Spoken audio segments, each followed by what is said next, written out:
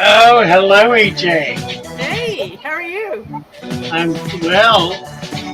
I'm okay. I just had a little nap. Well, we all could use a nap these days. Oh my, Can you hear me okay? I can. Who's here? Grenwood's here. Yeah. Fanaticals. Fish Central. Kevin! Is there an echo on my end? Yeah, there's definitely an echo. Kevin Rosenberg. Hey, Kevin. I don't know. I'm not hearing it. I know there's an echo. Oh, glory.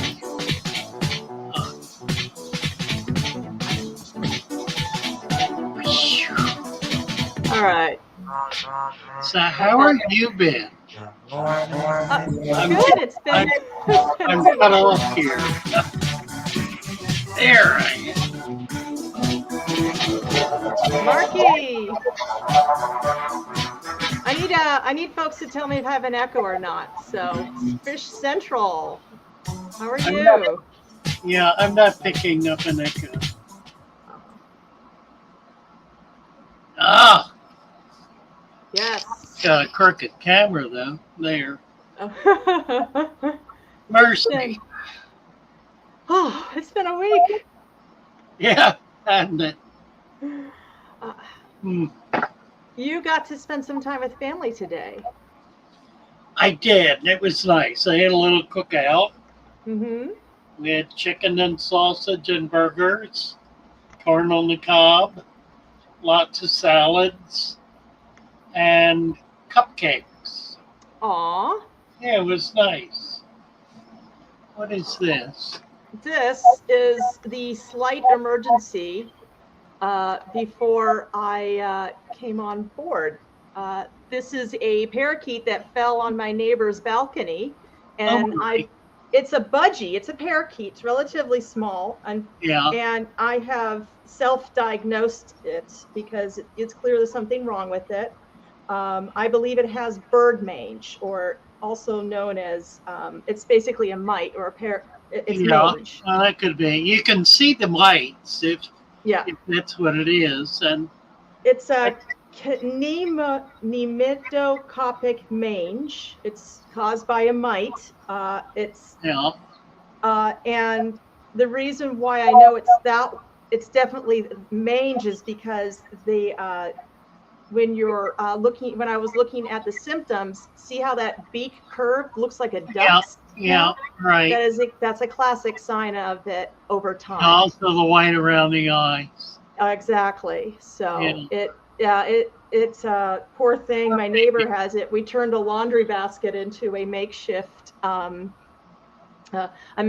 cage and with a box and water, and we managed to give it some. We didn't have bird seed, so we did we chopped up some small blueberries and grapes and some raw nuts that we actually made it smaller because the beak has probably damaged it. So I feel so bad. I have to. I can't keep a bird. It just feels wrong to keep a bird without allowing it to fly freely in a large open space. And so I'm hoping to just give it to somebody who, or I'm hoping to be able to bring it to a vet and have them, you know, care for it or something. It's really sad. It needs care. Yeah, but it has good energy. So, anyways, we just wanted to share that. Nice. He's safe and warm right now, and he's got water. So tomorrow's a new day. Right. Exactly. So, and so now we're back. Jimmy P's here. Marty 80, Kenneth D. Hi, Kenny. How are you? So tell us about your trip, which is why we didn't have, but we didn't have our last Saturday. We didn't have a live stream, and I know you were talking about it on Wednesday last, but it's a new crowd now. Yeah. Yeah, we went to the Shenandoah, the Blue Ridge Mountains in Southern Virginia. It's really quite lovely. I do have some pictures. Let's see if I don't know if I can. I don't know. How are the darters doing that you brought back? Well, they're doing well. I brought back 15. And I've lost 3. Oh, they dear. damaged. Well, I caught them in a minnow trap, and they were in it for several days. Oh. And so a couple of them damaged themselves trying to escape from the minnow trap. It'll happen. Yeah, but they're nice. They're okay. They've got some color to them, which is kind of neat. They're really quite pretty. They have a lot of red on them. Do you have any pictures? No. I can maybe do that on my phone. I'm trying to figure out right now how to get some pictures. You keep saying you got to get that GoPro going. I know. I do. Let's see. Will. Do I still have an echo? Guys, you have to help me out because you know, Father Fish and I can't hear it. So yeah. Well, just let's see this. Know. This is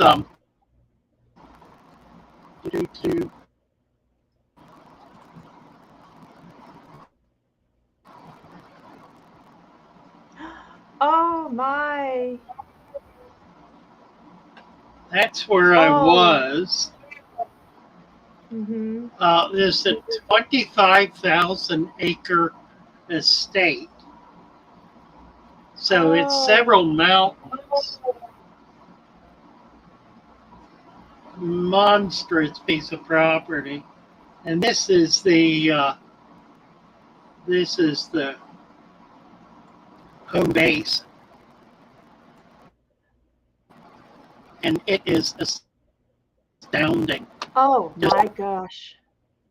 An absolutely remarkable house. This whole section on the end here is an open porch. It's about 4,000 square feet. Is it my Father Fish? Is it my? I don't know if it's your internet cutting out or what, but try again. I'm not having a problem. Okay, maybe it's just me. That looks like something I could just wake up every morning at 6 a.m. and just have a cup of hot tea on the back porch and just look out. That's where I want to grow. That's where I want to live and retire.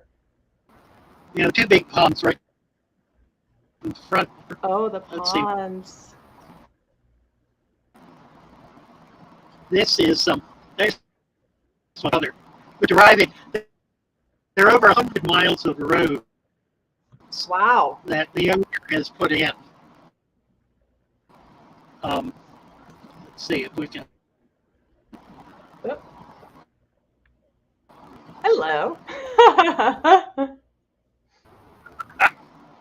No. not what I wanted to see. Let's see if Did somebody take a picture of you while you were sleeping?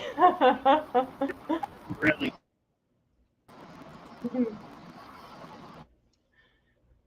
There's a shot here of some deer. Mm-hmm.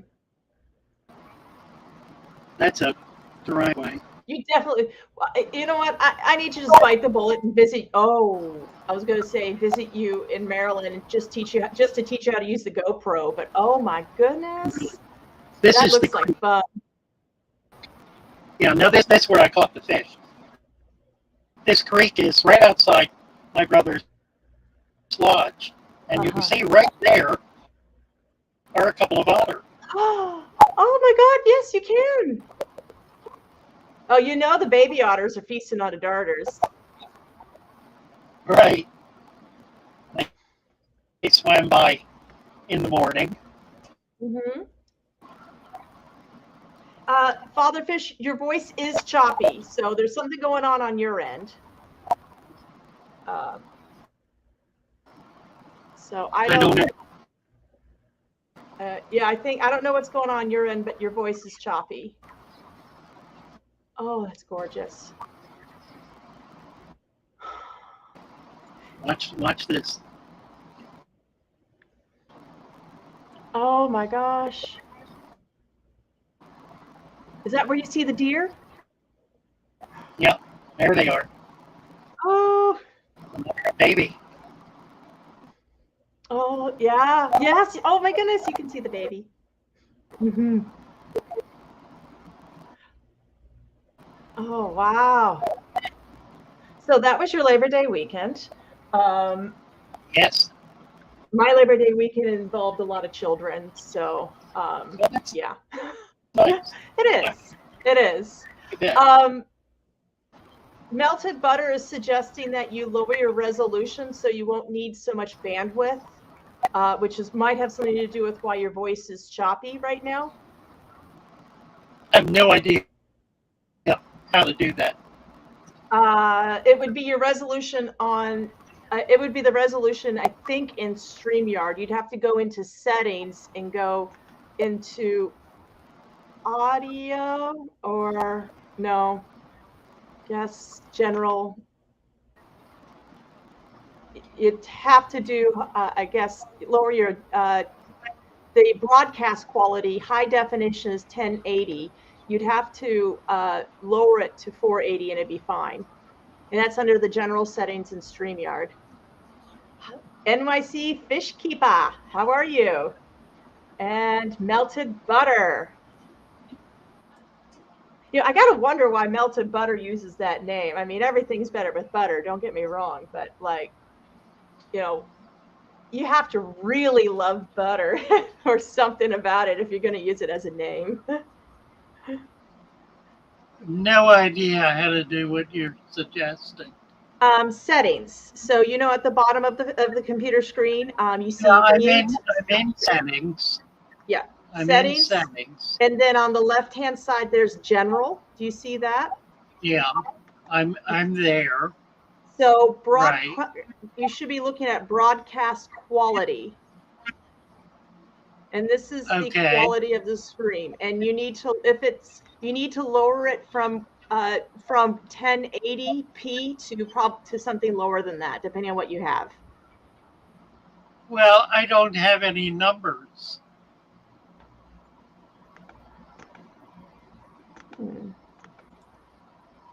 There are no numbers. It actually won't even let me, so that's interesting. But actually, you sound better now. Well, maybe that's because you stopped the video, though. Well, maybe. Yeah. Yeah.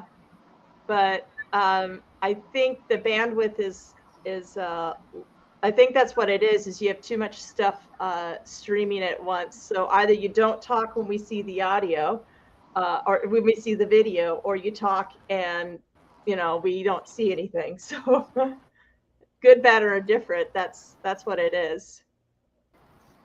Oh, gosh, that's gorgeous. And you say your brother? That's your brother's place? No, it's my brother's brother-in-law. Oh, it's your brother-in-law. My brother's brother-in-law. Your brother's brother-in-law. Okay. My brother's wife's sister and her husband. Okay. There is definitely something going on with on your end. Oh. Well, it looks very well kept, and I'm glad you got to go. So, and then today you said you had a family picnic? Yes, certainly did. Yeah. Been a lovely time. There we go. Let's see if we can hear your audio now. Try it again. Well, nope. What? What's it doing? Okay. Oh. Okay, I think it's better now. I think when you were showing pictures, for some reason, the bandwidth slowed it down. The broadcast quality slowed down. So, and I don't know how to fix or get your bandwidth or lower your bandwidth so you don't have to worry about it. But either way, do you have your microphone? Yeah, right in front of me. Oh, okay. Oh. Okay. So tell us, let's talk about fish. Well, you know what? Let me see. I think I can do this. Let me try to get on my camera. Mm-hmm.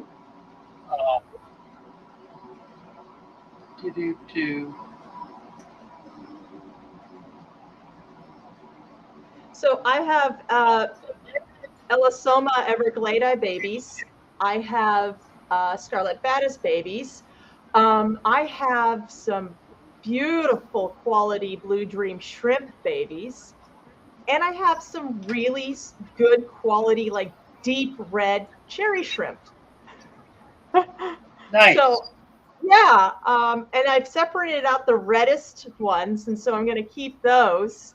But I'm a little torn as to, and I can breed them fine in a bowl. They're perfect in a bowl to breed, as long as there isn't the betta fish that's in there that'll eat it, because I have one of those. Benjamin, hey, and Samuel Ambrosia.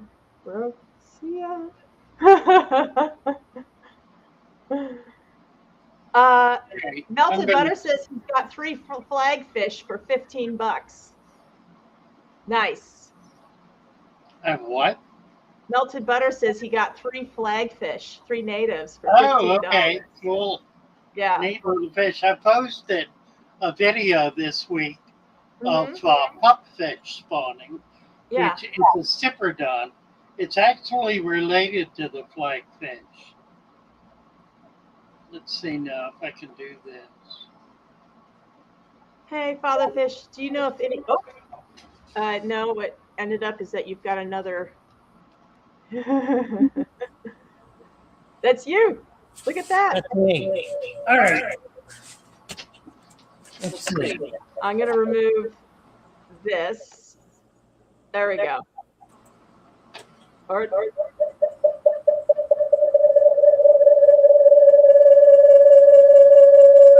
Hey. Are you going to go show us the darters? Yeah. There's definitely an echo.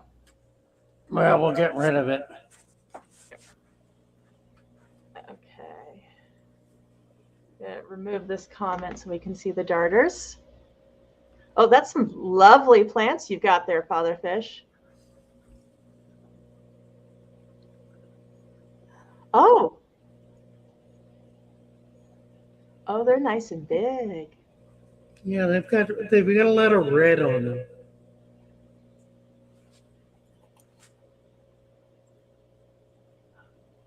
Here we go.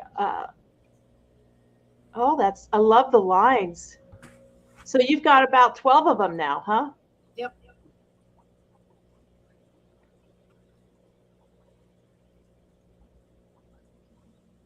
It's hard to see.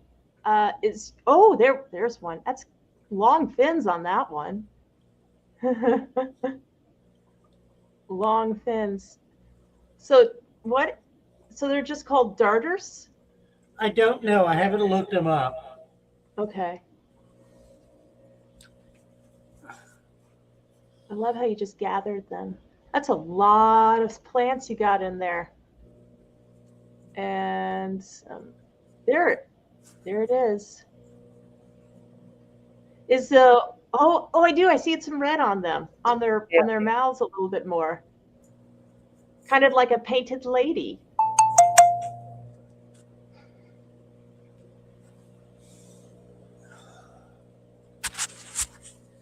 How are the plants doing? Okay. Got a new tank set up. Nice. Oh, I love the hardscape on that one. Is that my Madagascar lace?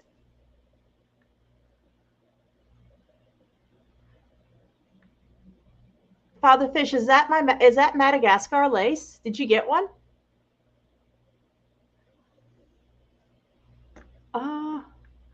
I think I've lost your audio. Hold on.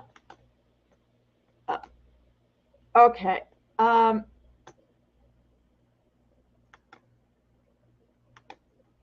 And he just started to mute himself. Okay. Unmute my. There you are. Was that a Madagascar lace that I saw? That's right. That's the one you sent me. It looks like it's grown more leaves. It has. Oh, I'm so glad you're taking care of it. It has a special place in my heart. I grew up from like a very tiny little bulb. It got really, really big, and then for some reason it didn't start doing very well. And I knew there was only one person I could send it to, and that was you. So I'm glad you were able to make it grow better. Yes, it's doing fine. Good. Yeah. So you got to see a little of them. The green water that I sent you, how is it doing? Fine. Yeah. That's doing okay. I put the scuds in with the elosoma, and it turns out I've got 2 males. Okay. So Frank called. Frank got some delivered to Andres Bioaquatics yesterday. So I'm going to have some shipped to me first of the week. Okay. So I'll be getting those. I'm getting some rams, and I'm not sure what else. Well, yeah, I've got tons of male elosoma, but I have elosoma babies, so I definitely had a few females in there. Right. So, yeah, I have probably about 20 little elosoma babies. Oh, nice. Yeah. So, and I mean, they were living in a 75-gallon tank with a ton of predators, so I'm surprised I got that many. Yeah, I'm going to be getting about 20. Nice. Surely there's going to be a female among that. So. Right. We'll hope so. Yes. Yes, we'll hope so. Apparently, they're harder to find than you realize. Yeah, I want to get some German blue rams, so I'll get at least a pair of them. Okay. And we'll see what else he has. Yeah. Probably I'll get some, what are they called? The blue eye. Rice fish? The pseudomagills? No, it's not a pseudomagil. I can't think. Is it a rice fish? A rice fish, yeah. Yeah, it's the the rice fish, the daisy one. Yes. I'll be getting NYC, thank you. Look at you. Oh, thank you, NYC. Wonderful. Thank you so much, New York City. Oh, yeah, that will definitely go towards your let's get Father Fish a boat fund. Right. You need to get out there, Put get that energy going. Find some more fish lovers in your area. Right. I actually found a fish lover at my work on Friday because I've been building this 3-gallon bowl, And I finally, shoot, I should have taken pictures. You know, I just get so wrapped up in it. I don't even think about taking pictures. Oh, but I showed you guys on Wednesday. Yes, you did. I did. It's really quite nice. Yes. And you know, my office is an area where everybody walks by and they can see it. And one of the gentlemen that walked by, he works in the warehouse. He said that he loves it, and he actually does something similar. And one of his best friends is a prominent fish owner of a local fish shop here in Houston. Oh. Yeah, he does it. So that's great. Yeah. So I didn't get any like more information than that, but I'm very excited. Because that's just the first fishbowl. I'm planning on bringing more into the office. Those little tiny bowls, like 3-gallon, 5-gallon, they can pretty much take care of themselves. And as long as you keep small things in there, the ecosystem is just fantastic. So, right. My biggest dilemma is, do I want to put blue dream shrimp in there, or do I want to put my bright red cherry shrimp in there? Because either one is going to breed. Right. Mm-hmm. That'll be nice. Yes. You know, there may be a club in your town. There is. You got to look into it. You don't want to do a club? No, I've already looked into it. It's bad. Yeah, it's bad. Melted butter, is that crayfish, or like the little orange ones that I hear? Wait, where are you? There. My computer won't give me. Crayfish dirted 5-gallon bucket. So where did you get the crayfish? Is it like the ones you eat, or like I've seen these little orange ones? You know, the little orange lobsters in the freshwater area? Oh, he wild caught. Very nice. Oh. Kevin's got rice fish. Oh, nice. Yes. Yeah, I'm gonna get some golden rice. Yes. I want the ones where you can, it's very rare, they're very expensive, but I want the ones where you can see the streak on the top when you're looking down on them. But they're relatively expensive. The only other thing I could do is I was thinking about turning my outdoor patio pond into betta fish, like puts a couple of females in there. That's another thing I need to get. I really need to get some bettas in. Yeah.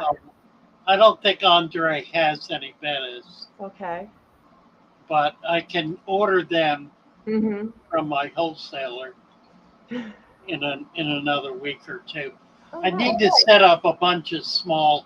I've got a bunch of small containers here mm-hmm. that I don't have water in yet. So once I get them set up, I'll have a place to put bettas. I have a couple of 3 gallons that I'm noticing that the plants aren't doing as well in. Like they've been established for most of this year.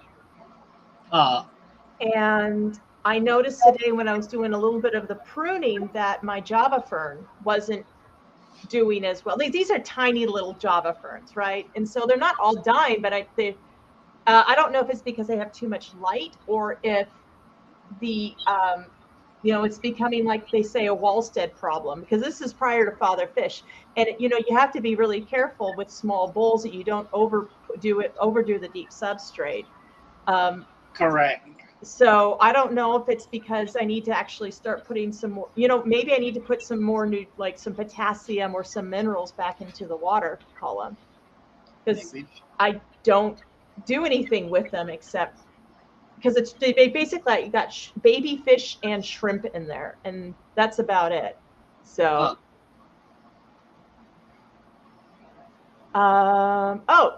Melted Butter says he's got a beautiful king betta up here for $15 to $20, and NYC Fish Keeper is looking to buy a betta tomorrow. So let's talk about bettas. Yeah, we'll get some bettas going. Bettas are such fun. They and they're are. so easy to spawn. I've never done it. I've only done the hard ones, like the hard fish, like the fish Right. that nobody else can spawn. What you need to do is get a pair of them in one of your bowls. A pair? A pair, yeah, and they'll spawn in there. Then you can take out the female. You can leave the male in for a long time. He won't eat the babies. But with the live culture, it'll provide nutrition for the babies. So you'll be able to grow them out in a bowl. Like a 2 or 3 gallon, nice size. Yeah, I found a bunch of 3 gallons. What if I so I have that patio pond outdoors. And I was thinking about throwing a heater in there for the winter.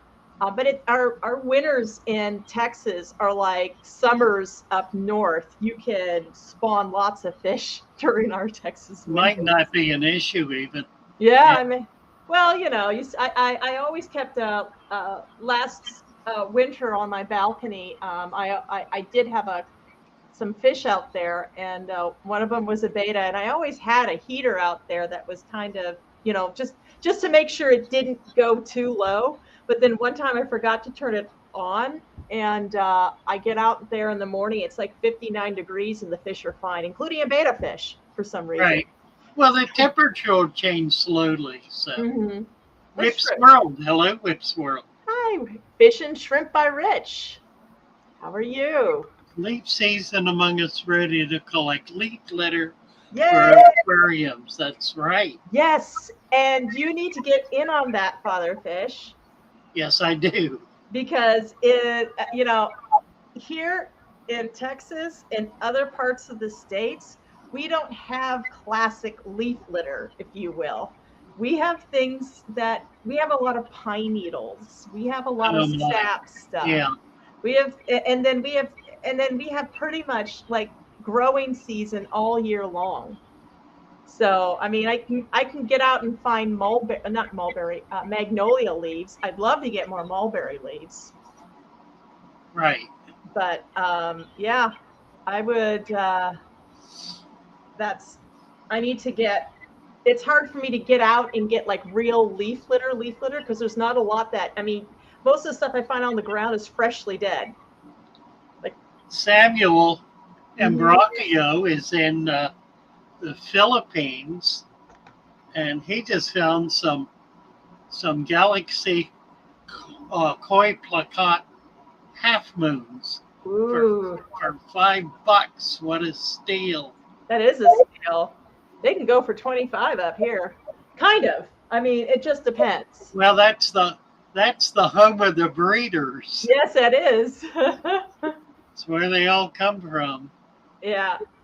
I've seen a lot of the stuff from a lot of those websites, and oh man, I love them.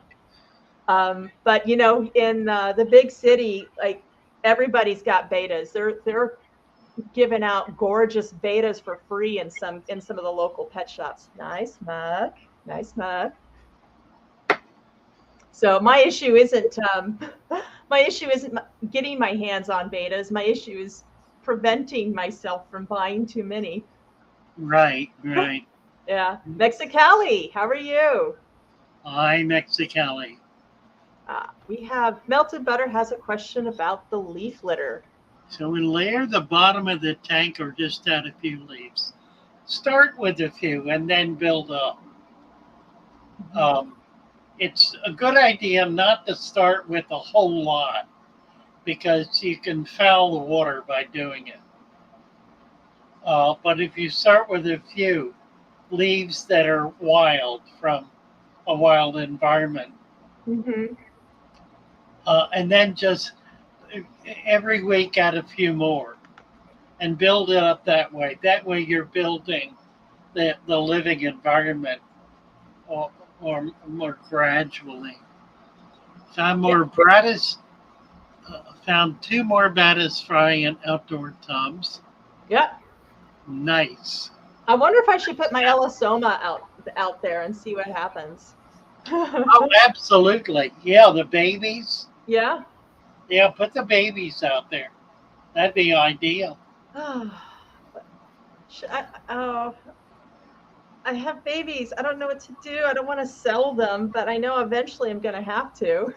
Well, put some of them, put about half of them in Mhm. that outdoor pond. In a matter of a month, they'll be up to half an inch. Will that grow them quicker? Yes, it will. Oh, oh, that's right. That's right. They grow faster when they're outdoors. I've heard that. There's Yeah, more nutrition for some reason, the sun, et cetera, et cetera. right. That's Yeah. the idea. Mhm. Mexicali fish keeper. First class fish. Um, so there is a hot debate on when it comes to the betta fish, and it's almost as vicious as the cichlid people, I guess, back in the day, which I only heard about the cichlid people who did stuff with on Facebook. I don't know, but apparently they were pretty vicious subculture too. Sorry, whoever loves cichlids, or if anybody knows what I'm talking about, because I only heard this secondhand. But now we have a vicious betta fish movement, if you will, and that is, and I mean, and to some degree, that's very warranted because uh, there is such thing is fish abuse with some of the pictures I've seen with where the containers you put betta fish in, but that doesn't necessarily have more to do with the size than the quality of the water and whether or not there's plants in it and stuff like that. But this might be controversial, but give me your opinion about the environment in which a betta fish can be loved and cared for in our homes or Depends outside. on, it depends entirely on how many you have. If you've got one or two bettas, then you can do pretty much whatever you want to do. You Mm-hmm. could put a betta in a 29-gallon tank, mix it in with other fish or by itself. If Mm-hmm. you have 100, if you've spawned them and you've got a whole population of babies that are growing up, then you're not going to be able to get away with putting 100 fish in 100 10-gallon tanks. So it depends entirely on what you're doing and how you're doing it. Okay. The critical thing is to be able to maintain a healthy environment. Okay. That means a natural environment. Right. So no hot pink gravel or SpongeBob.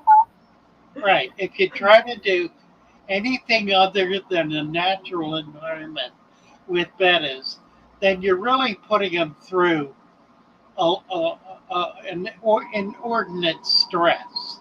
Mm-hmm.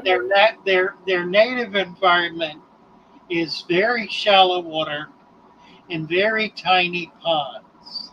Like how tiny?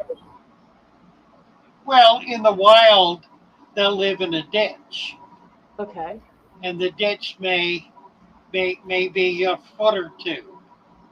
Um, they will survive in a teacup size body of water for an indefinite length of time. Again, it's not so much the size of the environment they're in as it is the quality of the conditions that they're in. Mm-hmm. So how would you define the quality? You said natural environment, so obviously living like plants. Yeah, living plants, a dirted substrate, Mm-hmm. a food web Mm-hmm. that will have macrofauna in it, not just microfauna, but macrofauna. Yeah. It also has microfauna. Then you can put a pair in there, and they'll spawn, and the babies will be able to survive. So again, it's not so much the size as it is the quality. Okay. If you've got one betta in a 55-gallon tank, and the water is foul because you're feeding it flake food every day, it's Mm-hmm. probably going to get sick and die. Yeah. So it's not a question of volume, it's a question of quality. So I've had betta fish in a 75, and he was like rose tail half moon. He still is. He's my peacock. And he just had the best time prancing around the tank like an evil supervillain. And I was, when you get, a lot, there's the opinions you hear out there. 75 is too big for a betta fish, and then you get the opinions of anything lower than a 5-gallon is too small for a betta fish. Some people even say 10-gallon. Anything less than a 10-gallon is too small. Well, what are you going to do if you get a female and they spawn and you suddenly have 200 baby bettas? What are you going to do? You keep build a wall. You can keep them together for a month or two, Yeah. but in time, they're going to grow, and at that point, you need to be able to spread them out. So, how do you do that? I don't have an answer for that, but what I do have is I have put bettas in various sizes of containers, and I have found that for example, I'm going to say something that's very unpopular. I have a heavily planted 3-gallon bowl that it's closer to 4 gallons, but you put a bunch of plants in there, and you put a decent substrate in there. And I keep a betta fish in there, and I don't even actually keep a heater in there either. He's got a light, and frankly, the house is warm, so he loves it in there. I can't put any shrimp in there. He'll tolerate some of the snails. He killed a nerite snail, but that little bowl is teeming with blackworms and scuds. He is always moving around the plants and hunting scuds. Always, never stops. And then, of course, when I talk to him, he's like, "Hey, what you doing? Let me out," or not, you know what I mean? But he's always moving around in between the plants because they're anarchists, and I've got some rotella, bright red rotella, actually. Anarchis? How do we say that? Yeah. Nacris, yeah. Nacris. Keep in mind that every single betta that you buy is grown out in a 1-quart jar. Right. All of them. Minus none. Every single one. If you've ever seen a video of a betta farm in Indonesia or in the Philippines, they have literally thousands of jars sitting on the ground, one right alongside the other, and they go through with a hose and spray to do water changes in all those jars. Wow. Well, I've kept this one betta in this is what I found was interesting, is that I've kept this one betta fish in various containers. I've put him in a 10-gallon actually at one point, and I put him in a 20-gallon also as well. And I've even put him in a 5-gallon, but he's the happiest in this 3-gallon heavily planted tank where he gets to move around, and he's not particularly social with anybody that's a non-human. He loves being the center of attention and interacting. And I can tell that all he likes to do all day is just go in between the anarchis and the rotella and look for food. And he loves it. That's his that's his passion. And I know it sounds weird, and I know I'm going to get a bunch of betta Nazis going after me, telling me, no, it's it's all in your head. But I mean, he's a happy fish. And I've had him in larger containers, and I've got another betta fish that's uncomfortable with he's uncomfortable with anything less than 6 inches in terms of height. Yeah, right. He doesn't like having a higher container. I can only keep him in whatever container I have him in. It can't be higher than 6 inches, 8 at the most. So betta fish are interesting. That's where I stand on that one. Well, the other thing is it's a labyrinth fish. Which means it breathes air from the surface.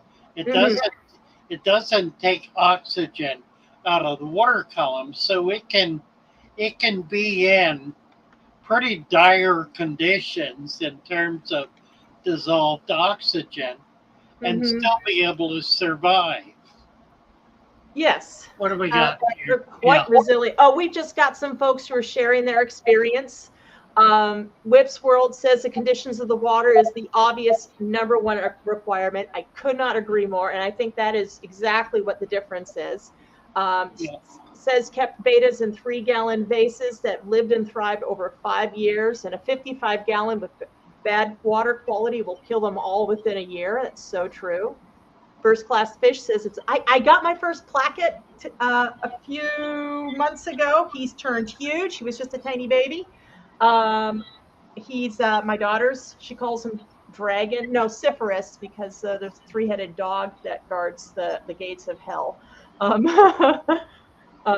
He's becoming a little bit more. He's in a 5-gallon. He's becoming a little bit more aggressive. I had beautiful orange shrimp in there, and he's taken them out now. So I'm gonna have to. I don't think I can breed beautiful shrimp, orange shrimp, with him around. Ahmed. Yeah.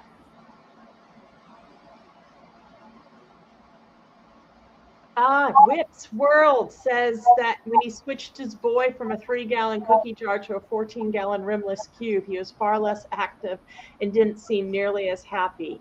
Isn't that interesting? Yeah. There is something to that, because I have a half moon that was the exact same way. Yep. Yeah. Well, they're not used to living in big open water. That's not their natural environment. Yeah.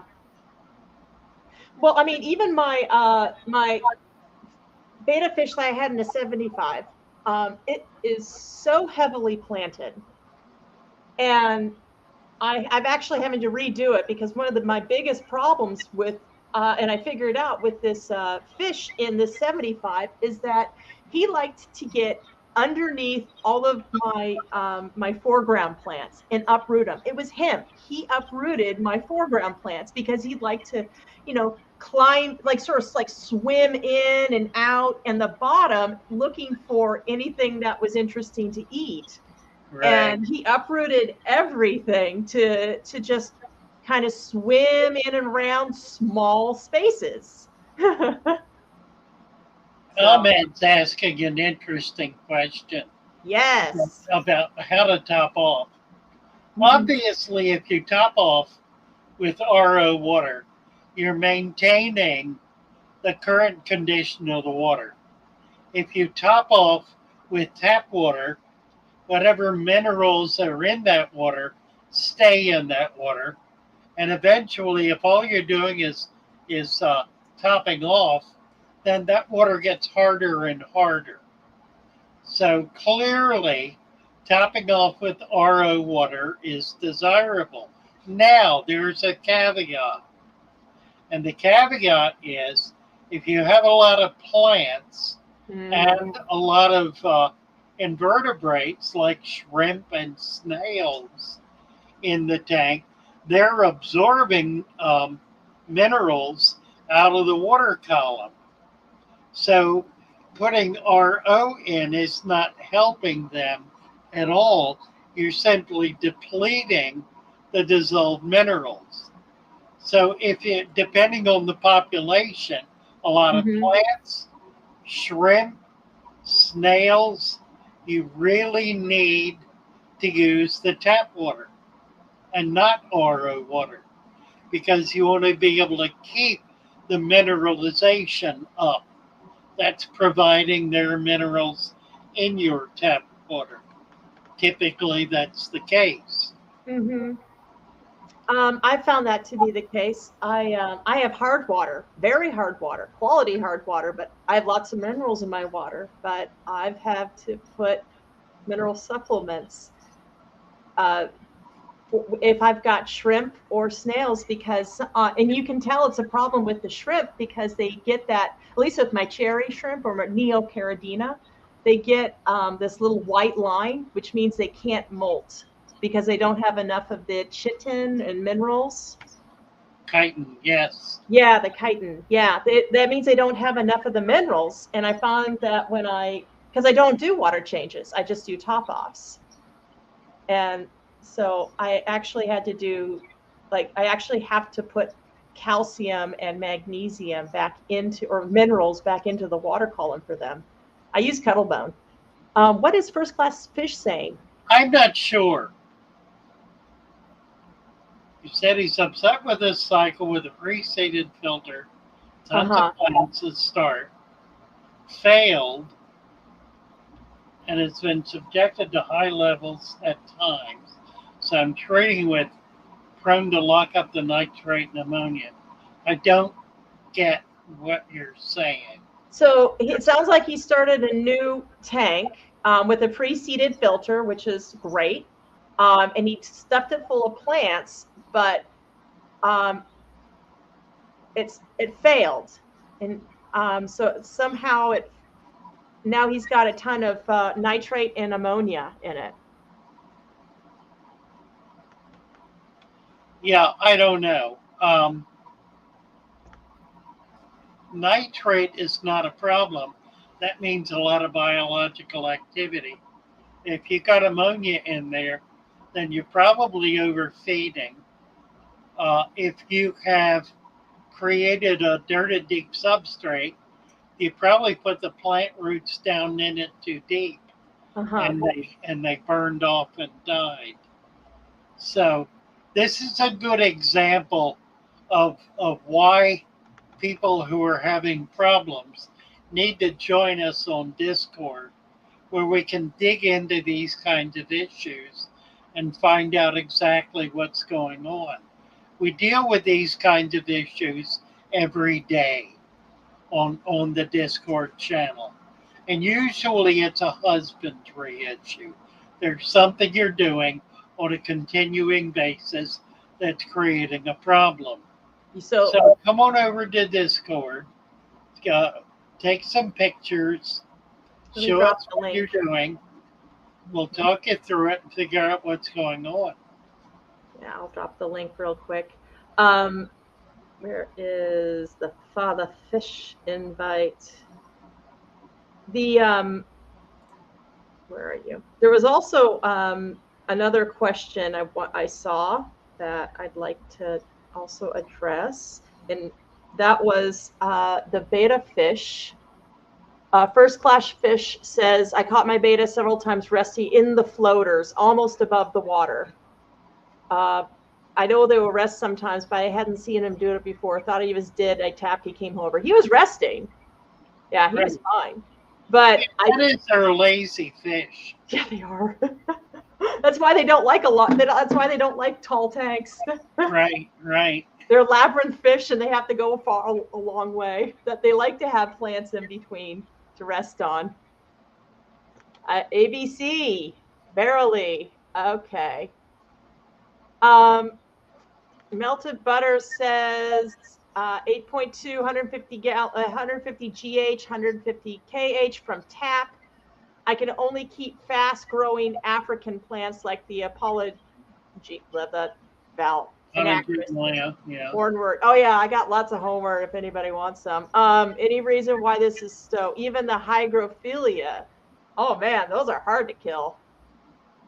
It may be inadequate light. Yeah, it's probably, you know what, that's probably it. That sounds like it, actually. Hygro is a very high light plant. Yeah. Very high light. It's part of the reason that they are banned in a number of states. Why is Hygro banned in a number of states? Because they're a pest. They grow so fast that they can choke off creeks and streams. I thought that was water lettuce. Yeah, same difference, right? Yeah. It's a beautiful plant. I mean, it's It's hydro is a stunning plant, but Yes. they're illegal in Florida, for example. There's a lot of things illegal in Florida just because Yeah, of the environment. I've collected them wild Yeah. in Florida, and they really do quite nicely in a tank. Hmm. But they the ones that I collected were growing in a stream, and they were about 10 feet long. Just big long strings of a plant, pretty plant. Pretty plant. Fairly says that pulling out rooted plants and moving them around could spike ammonia. It's true, it can theoretically. Theoretically. I do that a lot, though. I pull out plants and Excessive move them around. overfeeding can too, and that's the more likely Uh-huh. uh, reality. If your nitrates are high and you've got ammonia, then I can pretty well guarantee you're overfeeding your fish. I have a confession to make. I haven't fed any of my fish this week. Actually, you can. They've all been little gluttons, eating all the macro fauna that's growing in your tanks. Yeah, the plants have gone crazy in some of my tanks, and I haven't done anything to. I haven't directly fed the fish. Not even the baby fish that I have. I haven't fed them. They're fat. Well, you haven't put extra food in because you already have extra food. I have a ton of food in there. Yeah, by virtue of the food web. So you have a natural food web in your tank, which is what's making it possible for you to grow these baby fish. Yeah, I haven't even fed my pea puffer tank, and that's like I kind of feed them a little bit more because they're semi-aggressive, and it's the whole tank is semi-aggressive, and I just want to, help them. I don't know. It's fun to watch them because they're aggressive. They're fun to watch, but they're not hurting anybody. They're hanging out. The plants are now overgrown. I haven't fed them in over a week. That's not true. I kind of feed them about once a week now. What I would do, fanatical, is simply add. You're on the right track. You want to add humic material, which means leaves, rotted leaves. If you'll do that, it will bring that pH down. It'll also provide a lot more physical activity, a lot more life in the system that will additionally bring that pH down. The more biological material or biological activity, the more pressure there is, downward pressure on pH. Adding more soil to see something. Yeah, I've my experience with pH buffers haven't been great. Let's see. Only Oscars says he feeds 4 times a day, very small amounts. Yeah. You're feeding large fish. If you've got Oscars, you're feeding fish that you would be hard pressed to grow enough food web, natural food, adequate to be able to keep them. In order to do that, you would need a pond. Well, yeah, I mean, like Oscars are like kind of the top of the food chain, right? So they eat all of the fish if you were to put like rainbows in with the Oscars, or if you were to put like darters in with the Oscars, that's their food. And then those rainbows, they eat smaller food. And so, I mean, hell, they'll even eat betta fish. They'll eat anything they put in their mouth. So you kind of have to feed the Oscars or larger fish like that because they are used to catching. They don't eat macrofauna. They eat fish. Right. Only Oscars. What you've developed is a feeding habit. Your fish have trained you to feed them as often as they can get you to come near their tank and throw some food in. The secret is tiny amounts at a time. Fish, and that's what he's doing. Yeah. yeah, exactly. So that's fine. That works. Yeah. It does create a massive buildup of waste product, however. So that you're going to need to deal with that with either a deep substrate, um, filtration like canister filter, hang on the back filter, even sponge filter will work, and regular water changes.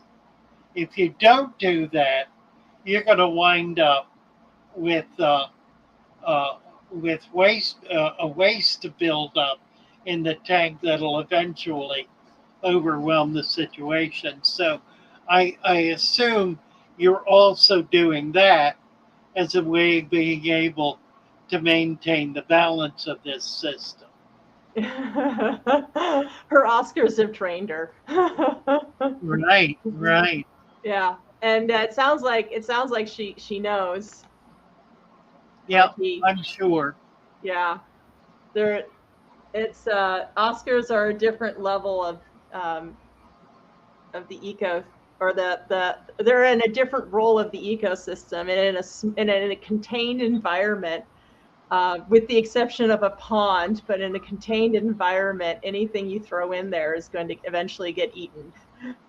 So yeah, so much of when we talk about not feeding or feeding food web, we're talking about small fish. We're not talking about arowanas or Oscars or Central American cichlids or even African cichlids like Malawis. We're not talking about angelfish.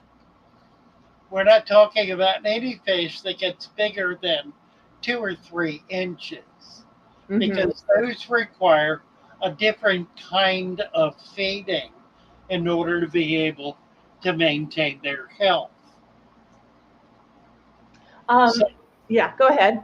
So when we talk about feeding naturally a natural food web, we're dealing with fish that are no bigger than 1 inch. Well, 2 inches. Maybe at the outside. It depends on the 2-inch fish. I mean, a 2-inch angelfish won't survive on a food web. True. I don't know. I was just thinking. I mean, I've got golden top minnows. They're definitely at least. They do fine because they eat natural. They eat live. Yeah. That's all they'll eat is live. Yeah. Rainbows cannot survive a food web system because it doesn't provide enough nutrition for them. Really? I hadn't heard that. Well, it depends on the rainbow, like Basmani or Millennium or some of the other bigger rainbows. They're not going to be able to make it. Now, Achilles will. Achilles will do fine in a food web because you're not going to have many of them in a tank unless you have babies, in which case they'll do extremely well with the food web. But they also will be hunting all the time. So if you have macrofauna like scuds, that's a perfect food for rainbows or for killifish. Oh yeah. Every time I throw scuds into my pea puffer tank, they just get devoured. Right. Absolutely devoured. I throw in the larger stuff because I accidentally have a bunch of brine shrimp hanging out on my porch, like adult brine shrimp, and they're all like breeding in this like disgusting little 1 gallon container. And it's like algae and stuff. I just throw my old saltwater stuff in there. And I mean, I just throw the bigger, kind of like when I had those leeches that came out of my blackworm culture. I was like, what is this? They got really big. They took care of that. Right. Yeah. So You're right, only Oscars. There's no way around the extra filters and water changes. Not for big fish. Yeah. Big fish are completely different. Yeah. So how would you suggest as natural as possible an environment for bigger fish? Well, I had a number of them, and I kept them in a lot of different ways. I found that the best way to keep them was in the best tanks to keep them in were 200-gallon tanks, 6-foot tanks. 6-foot tanks did really well with a very, very deep sand bed, 6 to 8 inches of sand in a 6-foot, 200-gallon tank. And I could keep a dozen good-sized fish in that. Okay. A dozen fish, 6 inches or so, or even bigger. Could you do larger than 200 gallons? I had a 500 that I was able to keep quite large fish in, and I also had a couple of 12-foot tubs that I kept big fish, like 3-foot red-tailed catfish and big. Oh Lord! Yeah, you know, and they all did quite well in that kind of environment. Yeah, absolutely they would. So going back to the minimum size for those large fish was the 200-gallon with the deep substrate of about 6 inches. Were you able to keep any plants or hardscape, or how did you manage it? Yeah, depending on the fish. I mean, I in my 500, I had arowana, clown knives, catfish. I'm trying to remember what else was in there. Fish that did not eat plants and did not chew them up. Now, I had silver dollars at one point. I could not keep them with plants. Yeah, because I've heard that. They just, however, I had waru in a 200-gallon tank that was heavily planted, and it didn't have any trouble because I was also feeding spinach and other vegetable matter. Okay. So I was giving them a preference food to mostly I kept sword plants in those big tanks. Okay, Swords and big Sagittarius, thick Sagittarius. So there were some. I could not keep pacu in a tank like that. The pacu would tear up any plant I put in there. Yeah. So there were some fish I could not keep. But by and large, I was able to keep Central American cichlids in big tanks, heavily planted, and they did fine. Did you still have to have like a huge filtration system for them? I did. I had, usually I did canisters. Okay. And what I would do is, in time, canisters leak. Yeah. So I'd throw the whole canister in the tank. Huh? Right. And it worked brilliantly because it leaked right into the tank. It was not a problem. Well, I guess you weren't going, but that was your shop, so I guess you weren't going for pretty. Well, you can hide them to a certain extent, but okay. Yeah. In a big tank like that 500-gallon, that's 10 foot. That's a very big tank. Yeah. So it's able to get away with some stuff there. I had a foot of sand in that tank. Okay. Let's see. Two Whip the tanks world. with Oscar Jag, Texas, Dempsey, then Pike, Sylvania, Convict. Got silver dollars in there. Yeah. Striped Raphael, Spotted Raphael. I knew it. Fabulous collection of fish. I knew we were bringing out all the large fish keepers tonight. Which Only swirl, Oscars, yeah. I blame you. Yeah. Poor I Whip. love big fish. Big fish are wonderful. Yeah, he can't do plants or she Whip, you got to tell me what gender you are, man. I can't That was silver dollars. Yeah. Yeah. I tell you, there's another problem with the silver dollar. Uh-huh. They are killers. I've heard that too. They are. They're terrible. Let's see if I can find this. I have a video about, here it is.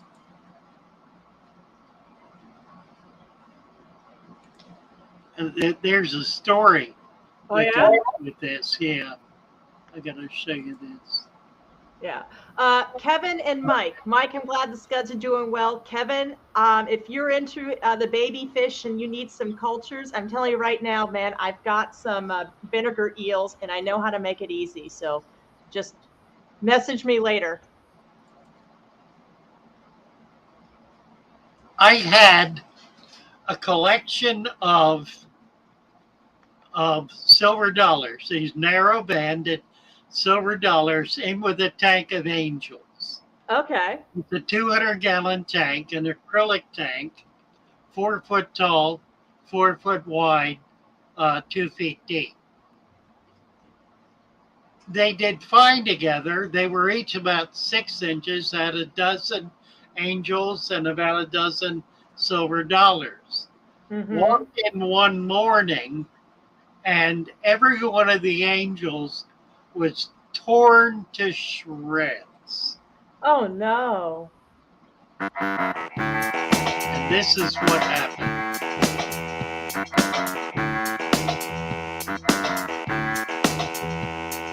You're the one. You really are a hero. You're as cuddly as a sea urchin. You're as charming as an eel. Merry Mr. Christmas. Silver Dollar. You're a bad banana. You have angels in your smile. You have all the tender sweetness of a Caesar crocodile. Mr. Silver Dollar. You're a foul one. Friends, they're a wolf pack. I wouldn't touch you with a 39.5-foot net. You're a monster. Your heart's an empty hole.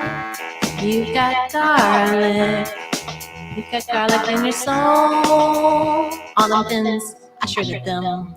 All them angel fish, I took them down. You can ask Father Fish. I don't play around. Ew. Who's this mean fishy with his scales all silver and his eyes all black? You're a monster. Your heart's an empty hole. You've got garlic. You've got garlic in your soul. All them fins, I shredded them. All them angel fish, I took them down. You can ask Father Fish. I don't play around. Ew. Who's this mean fishy with his scales all silver and his eyes all black? That's fun. Oh, so your silver dollars tore up your angelfish, and you decided to have a song dedicated to that genocide. Yeah, Cassie B heard that story and recorded that song. Yeah. Just delightful. So you can find that on my web channel, and under music and poetry. It's I found it. Yeah, it's a great piece. Yeah, it is a great piece. You called me, or we talked earlier this week. What was that day? It was either Wednesday or Thursday. Fanaticals is talking about the Queen of England. Well, that would have been Friday, I guess. Was it Friday? Feels like she died Friday, didn't she? It feels like it was ages ago. I know. It's amazing, isn't it? No, I don't think she died Friday. I think it was Thursday. Was it? Yeah, I think so. I sort of lost track. Yes, but it is, it's so true. She was a great queen. Well, she was a woman who, from the time she was quite young, 32? She was very young. She was 32 when she became queen. And she became queen. She was not first choice. First choice was her brother, who abdicated in favor of marrying an American woman and moving to the U.S. I thought that was okay. So I thought that was her brother, or was that her uncle? Well, whoever it was, he was heir to the throne. Okay. So when he abdicated, that elevated her to next heir in line. Okay. So yes, true. So and I think the part of history was it was her uncle. It was her father was the younger brother, and he ended up being king, but he only had daughters. He had 2 of them. Her father, right? Yeah. And so that's what I understand was she was, and then he died obviously, and she was very young when she became queen. But that just meant that whoever she married would never be king; he would be prince, because she was a direct line. Concert, yeah, that's right. Yeah. King's Speech, by the way, it kind of documents that really well. Love it. One of my favorite movies. Colin Firth, also big fan. Well, she was a woman who understood the role and came on at a point in time when life was hard. It was right at the end of the Second World War. Yep. Where everybody was trying to rebuild after this devastating war. And she served in the war. She served as a nurse, I think. Oh, I didn't know that. In the Second World War. Yeah, I didn't know that. I think I feel that Britain suffered a pretty great loss. As much as she's always been scandal free. Every family's got scandals. Honestly, if you live in a small town and everybody knows everybody, that's just scary. All the inbreeding and the scandals. In the big city, you can kind of get, you can move to different groups if you embarrass yourself too much in one group. But essentially, there's often scandals in families. Well, you're right. She kept herself out of. She took her role very seriously. She did. And lived it fully, and lived it with dignity and honor. And it's very hard to do that when you're in a glass box. I think it's very difficult to do that under any circumstances. True. How many people do you know who have lived blameless lives? I don't even want to think about it. I know. My grandmother, she's passed on. Yeah. My grandmother, but I think that's true of mine too. Now, she also suffered from depression for years. That's interesting, though. Yeah. Because that's a generational thing. If you go back to my grandparents and the age they grew up in, that was a time when one's honor one's integrity, and one's dignity were of paramount importance. My grandparents, all of my grandparents lived blameless lives. They were never involved in scandal. Now, there were those surrounding them who did. Yeah. There were those in that generation who did. But there was much more, I think, a respect for living a life of integrity and honor than there is today. Today, those people who are living lives of integrity and honor are slandered, they are cursed, they are belittled, they are shamed. They are put down as somehow bizarre creatures because it is only natural to be corrupt and sinful and worthless in one's character. That's the age we're living in. And unfortunately, I feel like we've lost somebody who is a representation of honor. Yeah, exactly so. And you look at the people who are living lives of honor, and they are among those who are most viciously attacked. I'd like to actually redirect that. And sorry, Johnny, I agree. How about those silver dollars? But I would say that there is, and I was listening to somebody in a podcast, but I would say that, there is, especially your reputation means a lot in this world. It does. And the idea of I do what I say and I say what I will do, or treat others as you would want to treat them, those kind of ideals still exist. The problem is that there are people out there that want the semblance of that kind of character and reputation without the depth that it takes. They want the honor without the discipline. Correct. And as a result, they don't have it, and because they don't go through the work, they don't want the discipline. Exactly.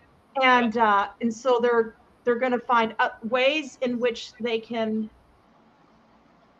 keep themselves elevated, or at least in their own minds. But it doesn't take away from the fact that their integrity and their reputation is not going to be there, right, without the hard work or the discipline. Yeah. But moving on. Actually, there was another. That certainly is what the Queen represented. It is, and actually, I have an example at university. So, sorry to get political. He shouldn't be political. I listen to Jordan Peterson sometimes, and he talked about how he represents both sides. Both sides of the issue. He talked about how the most difficult places for him to go and speak at were at universities, because he would get hit hard with a lot of, I guess you could say, students that were, believed that they were, doing the right thing by, attacking him and wanting him off the campus, and didn't like free speech and didn't want his perspective. Okay, fine, whatever. He figured out a way around that. He would go to these campuses at 8 a.m. in the morning, and there would be nobody to protest. Right. So they have all these college students who are all gung-ho and trying to save the world, and are redirected into hate towards this person. Apparently they don't have the discipline enough to get up for an 8 a.m. Right. Yeah. It's just very interesting. Isn't it? Yeah. It. That's anyways, I heard that. It was interesting. All right. So fanaticals, it's okay. We aren't talking about politics. We're talking about character and depth. Maybe what the Queen represented. Her family was full of scandal. I hate Prince Andrew, the end. Is it Prince Andrew or Prince Philip? One of those guys that got involved with Epstein. We hate them, the end. Yeah, he's right.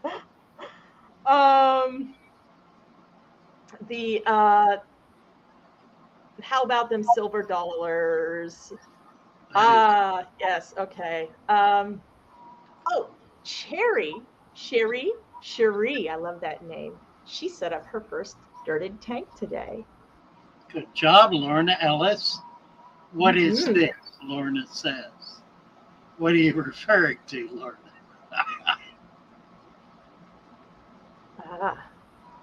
Silver dollar, maybe. I don't know. Yeah. Oh, yeah. That's what they're referring to. So, yeah. Sherry, do you have any questions about your first dirted tank? And do you want to come up and show us on StreamYard? How do I set that up? Where do I put it? Comments. Let's put the StreamYard link on there. Do you know how to do the StreamYard link? I think I know how to do the StreamYard link. Copy it. Yeah, we can put. Yeah, I can do that. Yeah. You're going to do it. So Cherie, if you're interested, come up and show us your first dirted tank. I'd love to see it. So open invitation, y'all. All right. Hey, Moon Boots, just for general info. Oh, this one's good. Any maggot or worm live food is going to be high in fat, so maybe more like 2 times a week feeding, depending on the fish. I guess for the larger stuff. The reality is, anybody who's been fishing and has cleaned their own fish knows that most of the time when you catch a fish, its stomach is empty. It's rare that it's not. Typically, fish eat once every several days, maybe even once a week. And the bigger the fish, the less frequently they eat. So you really cannot starve a fish by letting it by not feeding it for a week or more at a time. So long as it's big enough to have some reserves built up. Obviously, that's not true with the baby fish. Baby fish have to be eating all the time because they have no body reserves. There's no fat built up in them. So they require a continuous supply of food. That's why they do best in an environment that has a very rich live food web, because there's food there available to them 24/7. All they have to do is open their mouth and they're feeding. Yes. Once a fish gets adult size, it particularly as it gets bigger, it can go a very, very long period of time with no food at all and be perfectly healthy. They don't exert much in the way of calories. They can hang suspended in the water indefinitely, and so they don't burn off much. A fish that's a foot long only needs to eat one meal once a month. And that meal does not need to be gigantic. A foot long fish eating a 2-inch fish or a 3-inch fish or maybe a worm or two once a month will have enough nutrition to be able to maintain itself until that next meal comes around. You just broke every fisherman's heart with that statement.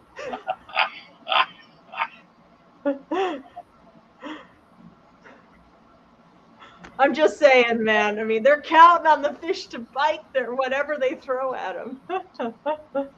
Yeah, and they may not. You know, a fish, a wild fish, is not always hungry. They typically will eat at a certain time of day or at a certain tide, Mm-hmm. and they won't eat at any other time. Oh, that's why they say the fish aren't biting.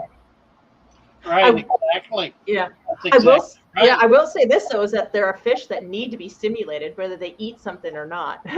They just need to look around. That hunter instinct that is triggered. It's like they're not even hungry. They can't help themselves. Oh, here we go. Or silver dollars. Oh, I'm never gonna get silver dollars, man. They're mean bugger. Well, it's a piranha. It's a piranha. Are they really a piranha? They are a piranha. Wait a minute. Are they legal here in Texas? I gotta find out. Yeah, they are. I don't think silver dollars are illegal anywhere. Silver dollar. I might have seen silver dollars. It's in the same family as the piranha. Yeah, but it's still close enough. The piranha is illegal in Texas. Right, it's illegal in a lot of places. Yeah, piranhas are illegal in Maine. They are illegal in Maine? Why yeah, you know what else is illegal in Maine? What? Goldfish ponds. Oh, well, that's different because they thrive in the cold. I mean, I've seen videos of them like being absolutely catastrophic to the local ecosystem. In fact, if you catch one, you are not allowed to keep it. You have to kill it. Yeah, I've heard that. Charlie Pollock's out of his first dirty tank today. All right. Cherie. Yeah, and she was the one she was the one that I invited up if she wants to. But I'm just saying that, so funny story. I want a piranha, not going to get a piranha, illegal in Texas. My husband used to be, my husband told me that because he makes fun of my fish habit a lot. In one hand, he's like, I love you, don't leave me. And the other hand, he's like, he's afraid to go, it's me or the fish sometimes because he's afraid that I'll choose the fish. I don't believe that for a second. No, I choose him any day all over the day. So I'm happy that he accepts me. But he accepts my fish. But he did say he would get more excited about my fish habit if we got piranhas. And I told him, well, if we got a piranha, I was like, no, piranhas are like they're schooling fish. They need, and they need to be in a group. And he's like, oh, okay, so we're going to get a really big tank, and then you're going to get me a piranha, then I'll be happy. But I guess if I give him $200, he would like an arowana. Yeah, he'd probably love an arowana. Yeah. Maybe someday I'll get him an arowana. Today is not that day. Taylor is here. Taylor invited me today to be with the Tennessee cotillion tomorrow. Ooh. What is it called? I know what you're talking about because I watch the live stream sometimes. You don't remember. Hey, Fanaticals, you want to see my my pea puffer tank is totally overgrown, but I'm redoing everything. Oh, anyway, that'll be tomorrow evening at 8:00. I'll be with the Tennessee. The Tennessee Mafia. The Tennessee Mafia? Right. That sounds dangerous. Sure, I got Tennessee Fish Mafia. That'll be fun. I'm looking forward to it. That is overgrown. It is overgrown. I have to do some trimming, but they don't mind. They don't mind at all. Look at them all. Look at them all. Look at them all. There's 12 of them in there. They're all like, hey, what's up? They don't even fight, The coolie loaches, we've got, try not to get the glare. Oh, yeah. Talk about a fish that has trained me in feeding them. like they watch me, and they expect me to feed them whenever I get close to the tank. And I haven't fed them in like a week, and this is the result. Like, it's totally overgrown. It's ridiculous. But here's my Hillstream Loach. Where are you? There you are. It's one of them, one of two. Yeah, Whip is saying that Pacu get to Pacu. I can't do Pacu. Biggest Pacu I ever saw was 3 feet long and weighed 40 pounds. And it was living in a pond. Yeah. Here, I'm going to put this back. I don't know if anybody watches Ohio Fish Rescue, but they picked up a Pacu that's probably one of the biggest out there, and they call her Betty, and she was apparently she's still, as far as I know, she's still alive.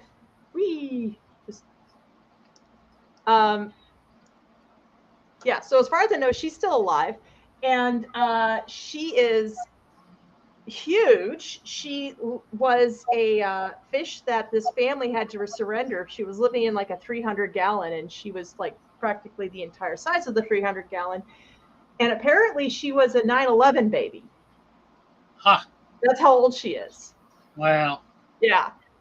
Yeah, they live a long time. They do. And apparently she's still alive to this day. Yeah, I know. So I thought that was interesting. She was a 9/11 baby. They had a hard time giving her up, but now she's in a large pond. Yes, Whip knows. Big Betty. Yes, Big Betty. Okay.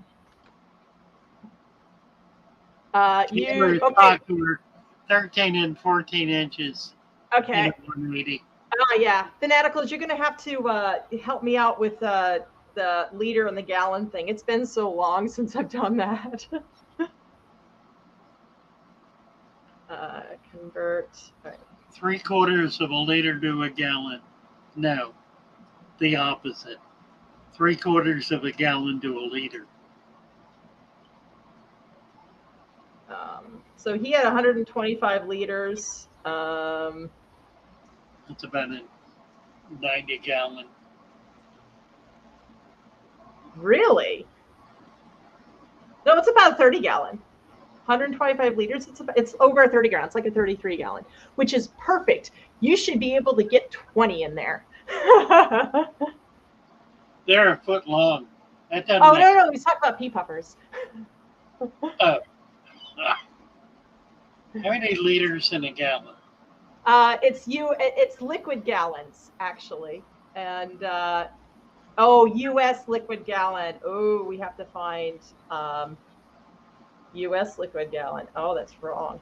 Imperial gallon. Here we go. 27. So 27 what? Gallons. What are you talking about? Oh, there's Imperial, which is British gallons, and then there's U.S. gallons. There's like a slight difference. Whatever. Anyways, point is that Fanaticals is going to want to put a pea puffers in pretty much about the same tank that tank size that I have, which is 29 gallons. So okay, so it's 4 liters to a gallon. Roughly. 1 gallon equals 3.78 liters. Kaler has 13 and 14-inch Pacus. They need to get into a pool quick. Yeah, that's what he's doing. He said they're going in the pool. Yeah. I've heard of people converting their swimming pools to like monster fish. Oh, yeah, absolutely. Yeah, I strongly recommend it. What? If you have a swimming pool, to convert it to a monster fish pool? Oh, yeah, absolutely. Like, what do you mean by that? Like, could you still swim in it? I mean, of course. You just stop putting chlorine in the water. I mean, I could put plants in it. I can make it like a really clear looking pond. Right. With fish. Right. Oh, life goals. Right. I should so do that. Oh, I would totally do that. As long as my kids can swim in it, Swim with the fishes. swim with the fishes. It would definitely be fresh water. I wouldn't do salt. Although my son, he would beg me to convert it to a saltwater pool and then get a couple sharks. Oh my God, that's what he would want to do. You could do that. Yeah, I could. Yeah, fanaticals. I get confused. I have no problem converting meters and centimeters to inches and feet. Like I got that metric versus that system going. I can even more or less gauge kilometers to miles and Celsius to Fahrenheit. A little bit back and forth there, but yeah, the liters and the gallons thing. That one's always hard for me. So, fantastic. The other is weights. The other what? Weights. Oh. The waist. WEIGHT. Weight. Okay. Oh, the weight of it. Yeah, that's an issue. Oh yeah, I know. I saw that. Ohio Fish Rescue set up a filtration system in a 50,000-gallon pool, and they swim in it all the time, even with the 6-foot fish in there. I'm telling you know what? If I were to go out to Ohio, I would request to swim in that pond, or at least my kids. That's the thing is, I can go out and have many experiences, but I love sharing it with my children. And she's got a couple of great kids too. Yeah. They're very gung ho. They're little daredevils, especially considering how resilient they've been. Right. All right, we're at almost 10 o'clock. Yes. My husband gets off in an hour, so we've been carrying on here for almost 2 hours. Yes. Right. And it's been grand fun. It has been. All of a sudden, my thing got fuzzy. The time has flown by. So tomorrow night, 6 o'clock, with Mary Page, and then at 8 o'clock, I'm going to be with the Tennessee Mafia. Tomorrow, yes. I'm looking forward to it. Right. So that'll be great fun. Yeah, that's going to be great.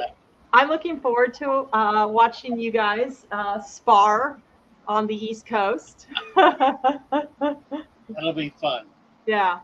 I got a new video up today. Okay. And I remastered a couple of old videos that are kind of favorites. One is Bunny's conversation about aquarium cop. Another one was a conversation I had with Joey, King of DIY. I saw that. I didn't watch it yet. Oh, it's a lot of fun.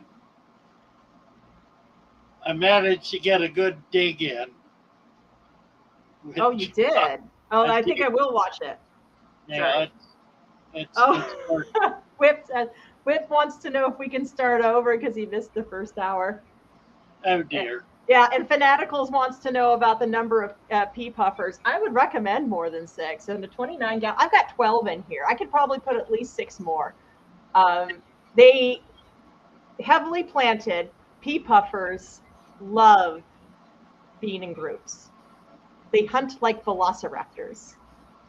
That's all I gotta say. Yeah, and put scuds in there. They'll love it too. Mad Cypress LL. You just came in on time, or I guess nice to see you then, Cypress. Or I guess they're just giving us a standing ovation for the. Right. Well, bless you all. Nice to be with you. EJ, delightful to be with you as ever. Always, Father Fish. It's been great fun. And we'll see you all tomorrow evening. Tomorrow evening. Take care, guys. Bye for now.